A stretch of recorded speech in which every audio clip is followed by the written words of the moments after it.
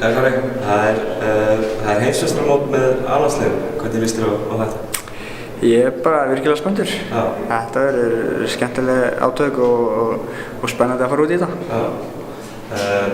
Nú hefur þú spilað ófáan landsleiki, en þú hefur ekki spilað marga leiki fyrir A-landsliðinu. Hvernig finnst þér að koma inn í þennan hóp og þetta umhverfi?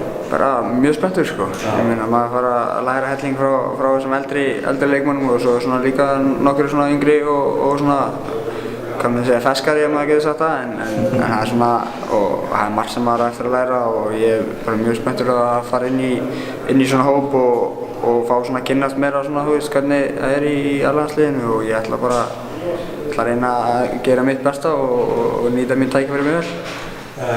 Þú ert mikið breyttur hópur eins og frá Eurobasket núna síðast. Sérðu fyrir þér að þeir sem yngri eru og kannski hann minni reynslu fá fleiri tækifæri núna með alveg?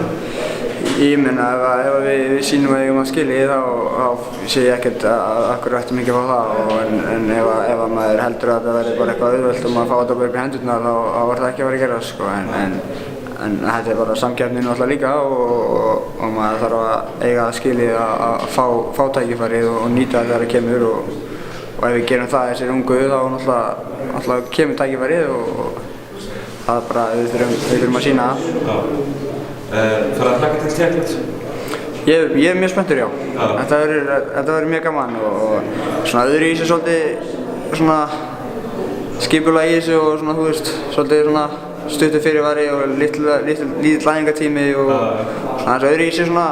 Það er náttúrulega þessi gluggi sem Já, þessi gluggi sem er nýtt og þannig að það er bara spennandi. Ég meina, þetta er nýtt fyrir alla og þannig að þetta verður bara gaman, sko.